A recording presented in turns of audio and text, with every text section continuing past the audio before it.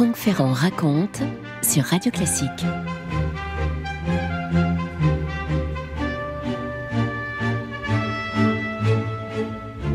« 5 septembre 1870, la population parisienne est en effervescence. Alors d'abord, la veille, c'est la République qui a été proclamée à l'Hôtel de Ville par Gambetta. Vous savez que le 4 septembre, le Second Empire s'est effondré. On a appris la nouvelle du désastre de Sedan.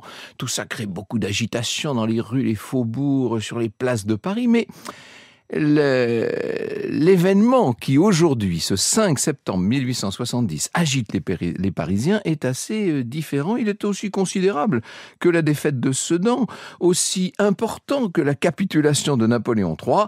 On annonce, on sait, il se dit et murmure partout que Victor Hugo est de retour. Le poète des contemplations, de la légende des siècles, le grand poète exilé depuis 19 ans dans les îles anglo-normandes, à Jersey bien sûr et à Guernesey. L'auteur de Notre-Dame de Paris et des Misérables revient enfin chez lui. À 9h30 du soir, c'est toute une foule qui s'est rassemblée beaucoup plus tôt dans l'après-midi et qui est là, sur les quais partout, s'accrochant même au réverbère de la gare du Nord pour entendre le sifflement de ce convoi, de ce grand train à vapeur qui arrive de Bruxelles.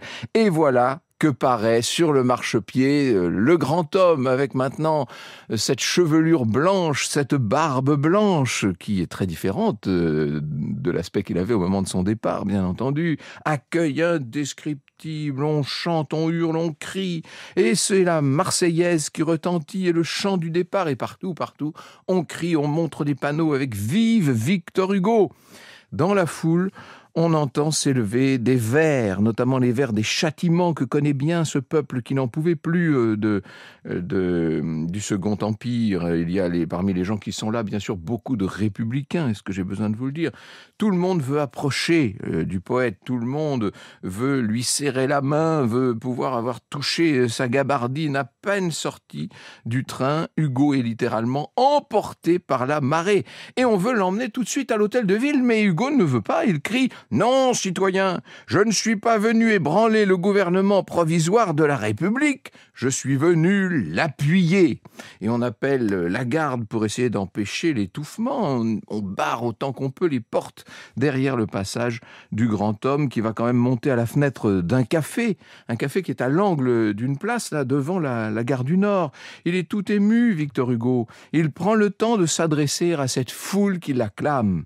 « Citoyens, j'avais dit, le jour où la République rentrera, je rentrerai, me voici !»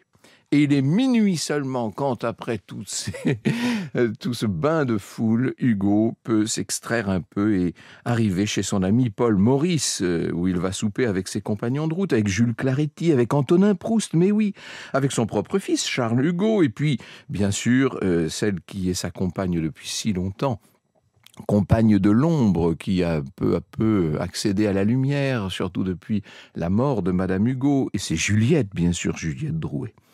Pour Juliette, le temps des journées amoureuses sur les sentiers escarpés de Guernesey est révolu. Ça lui serre le cœur à Juliette. Elle sait que la vie politique de Victor Hugo va lui ravir son grand homme.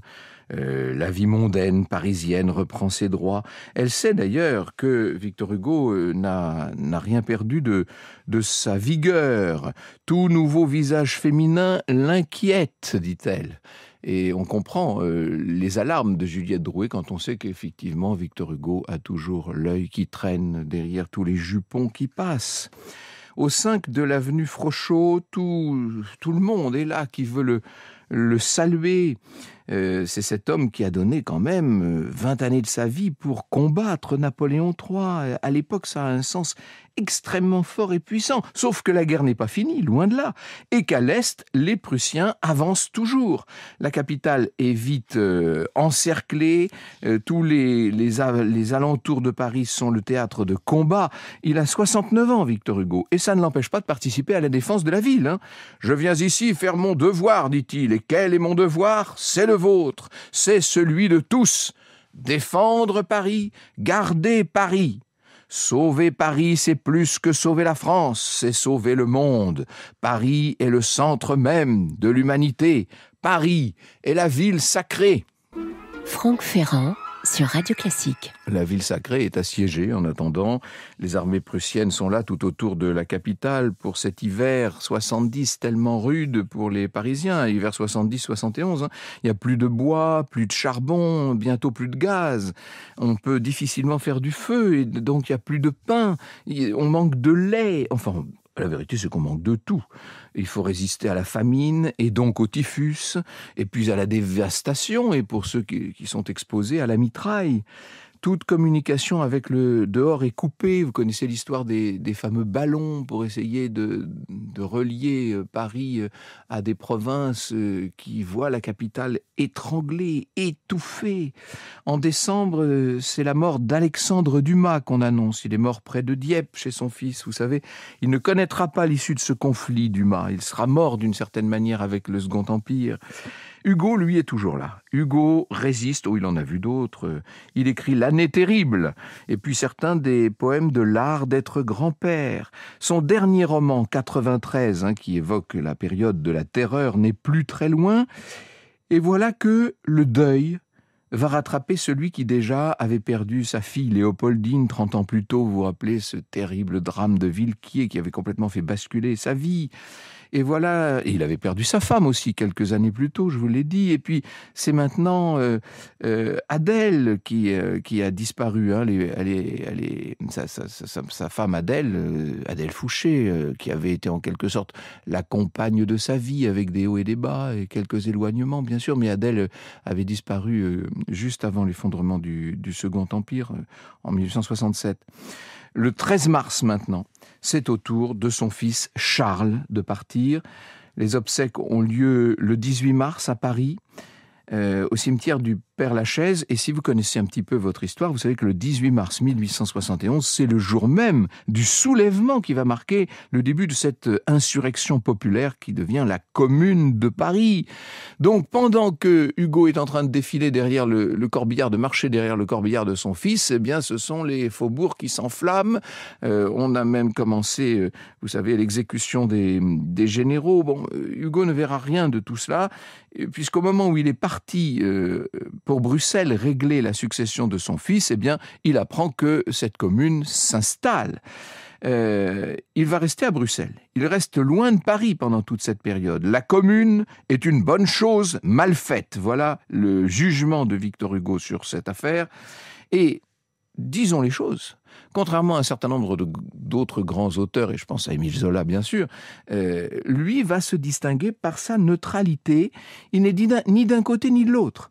Bien sûr qu'il n'est pas d'accord avec le caractère insurrectionnel de la Commune, mais il n'est pas non plus d'accord avec la répression terrible menée depuis Versailles. Il va condamner la semaine sanglante, ce qui fait qu'il sera à ce moment-là attaqué de toutes parts, y compris en Belgique d'ailleurs. Hugo a offert sa maison bruxelloise aux communards réfugiés. Il dit « Si l'on vient chez moi prendre un fugitif de la commune, on me prendra. Si on le livre, je le suivrai. Je partagerai sa sellette et, pour la défense du droit, on verra à côté de l'homme de la commune qui est le vaincu de l'Assemblée de Versailles, l'homme de la République qui a été le proscrit de Bonaparte. » Ça va faire qu'il est expulsé de Belgique. Il va devoir aller faire un petit stage au Luxembourg avant de rentrer à Paris, mais il ne rentre à Paris qu'à l'automne. Et encore une fois, il va devoir subir un drame familial, puisqu'au début de 1872, sa fille Adèle, qui est rentrée de la Barbade, j'avais l'occasion de vous raconter ça il y a quelque temps, sa fille est complètement folle. Hugo est obligé de constater son état et il n'a pas d'autre choix que de la faire interner dans la maison de santé de Saint-Mandé. C'est terrible ça pour lui. Il avait perdu Léopoldine et d'une certaine manière il perd Adèle maintenant. Encore un an plus tard, le 26 décembre 1873, c'est son deuxième fils, c'est François Victor, qui succombera de la tuberculose. Et dans le rappel daté du lendemain, Auguste Vacry, qui est l'intime du grand homme et qui nous en livre la chronique finale, écrit « Et son père, ses ennemis eux-mêmes diront que c'est trop. D'abord ça a été sa fille, puis il y a 2 ans ça a été son fils aîné, maintenant c'est le dernier. Quel bonheur pour leur mère d'être morte. C'est là que les génies ne sont plus que des pères. Tous s'en sont allés l'un après l'autre, le laissant seul. » Il a 71 ans, le patriarche qui règne maintenant sur une tribu de cadavres. Alors bien sûr, il lui reste ses petits-enfants, c'est très important, Georges et Jeanne, qui vont devenir la grande occupation de sa vie ou de sa survie. Il lui reste Juliette, bien sûr, le grand amour qui donne envie de vivre encore. Et puis, il lui reste la France. Et puis, ne l'oublions pas, il lui reste lui-même, ce qui n'est pas rien. Vous écoutez Radio Classique. Ce que je ne vous ai pas dit, c'est qu'au moment des élections du 8 février 1871, Victor Hugo a été candidat et qu'il a été élu. On l'a vu siéger pendant quelques jours à la Chambre de Bordeaux. Je dis la Chambre de Bordeaux, elle siégeait dans le Grand Théâtre de Victor Louis. Et il a eu là quelques différends déjà avec celui qui s'imposait comme le chef de l'exécutif, c'est-à-dire Adolphe Thiers. Et puis après, donc, il est parti régler la succession de son fils. Ça a été une sorte de semi-exil pendant la Commune à Bruxelles, passage par Luxembourg, avant de rentrer à Paris, où, disons les choses, il ne prend plus part au combat politique, même s'il lui arrive d'embrasser encore un certain nombre de ses causes qu'il a toujours défendues. L'amnistie pour les communards, et ça lui est très, très cher, cette cause-là. L'abolition de la peine de mort, bien sûr, l'instruction primaire obligatoire, gratuite et laïque.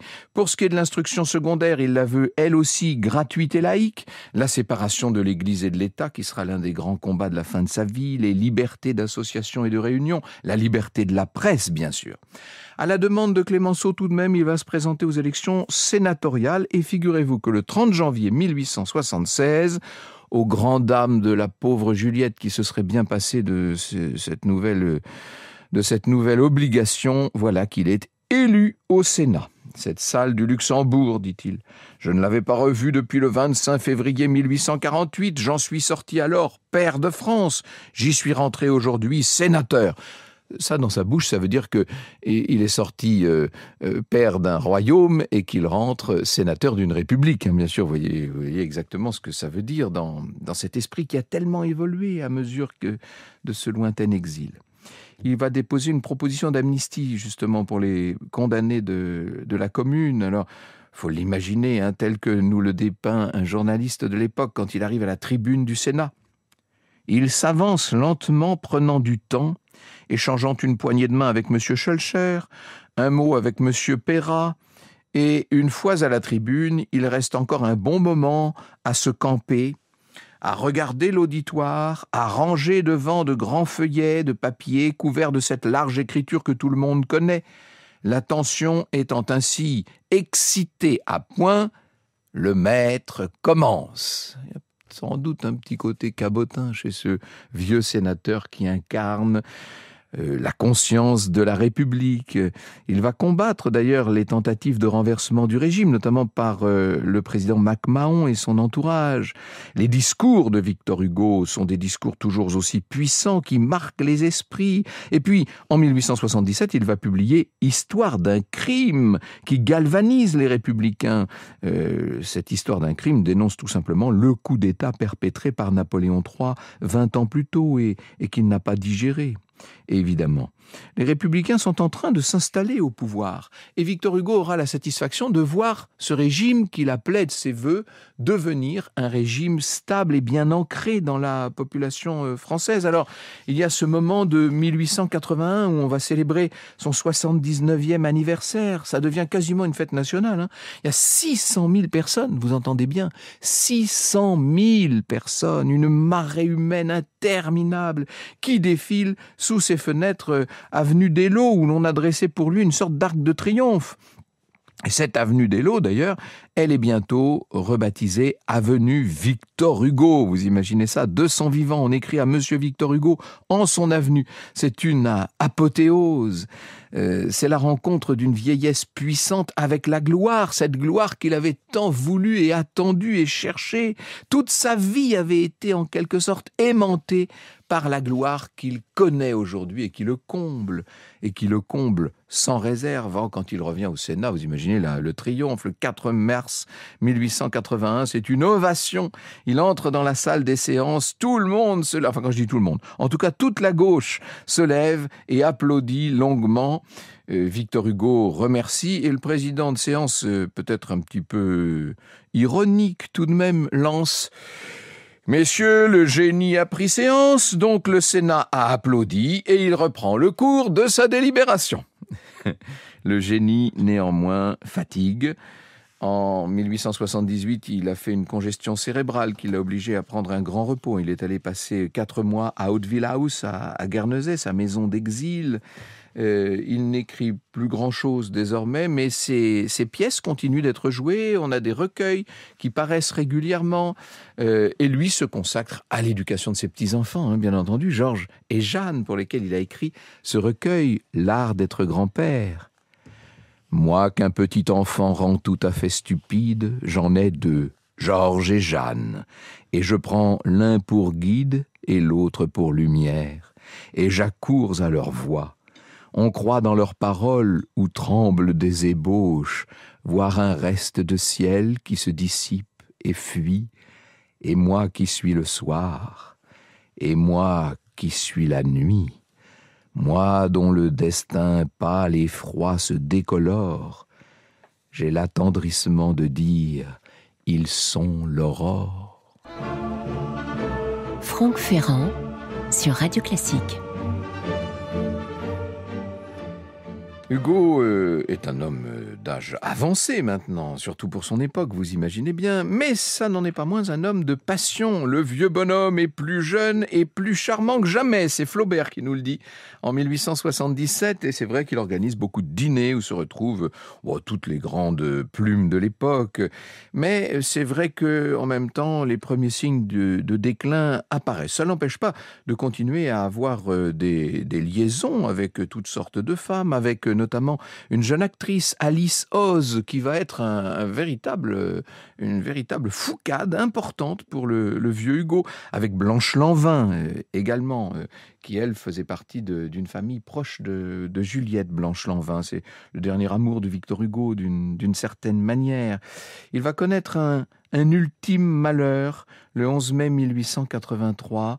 Voilà que celle qui l'a accompagné depuis 50 ans, celle qui est, qu'on le veuille ou non, et malgré tous ces coups de canif au contrat, si vous me passez l'expression, voilà que Juliette Drouet rend son dernier soupir. Elle avait 77 ans, Juliette, elle lui avait écrit quelques 20 000 lettres d'amour. Leur passion tumultueuse, qui a duré un demi-siècle, était devenue célèbre de leur vivant. C'est un décès qui brise Hugo. Là, il n'a même pas la force de se rendre au cimetière de Saint-Mandé où est enterrée Juliette. L'épitaphe de l'épistolière reprend les vers du poète. « Quand je ne serai plus qu'une cendre glacée, quand mes yeux fatigués seront fermés au jour, dis-toi si dans ton cœur ma mémoire est fixée. Le monde a sa pensée, moi, j'avais son amour. » Et oui, sauf que la vérité, c'est que Juliette est partie plus tôt. Elle est partie avant son Toto. Franck Ferrand sur Radio Classique. Les carnets intimes de Victor Hugo sont utiles pour connaître cette vie encore mouvementée qu'il connaît. Mais maintenant c'est presque fini. Juliette n'est plus et Victor n'est plus vraiment. Après 1883, le poète se fait silencieux. L'homme politique est rassasié de gloire, il peut désormais, selon son expression, désemplir le monde. La disparition de Juliette l'a éteint, disons les choses, mais aussi celle de tous ses grands contemporains, Edgar Quinet, George Sand, Jules Michelet et Gustave Flaubert, dont je parlais à l'instant. Tout ça l'a diminué, affaibli. Il voit la mort se rapprocher de partout. Il confie un jour à une amie: « Je verrai Dieu, voir Dieu, lui parler, quelle grande chose. Que lui dirai-je? J'y pense souvent. » Il ne se demande pas ce que Dieu lui dira, il se demande ce qu'il dira à Dieu. Oui, c'est comme ça, c'est Victor Hugo, qu'est-ce que vous voulez. Le 19 mai 1885, il note encore dans ce fameux carnet « Aimer, c'est agir ». Il n'accepte pas de voir pendant son agonie de recevoir un prêtre. Et 3 jours après cette notation, aimer c'est agir, le 22 mai 1885 à 1h27 de l'après-midi, Monsieur Victor Hugo s'éteint.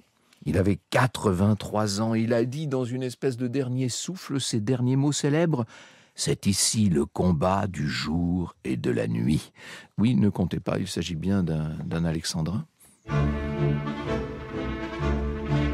Vous écoutez Radio Classique.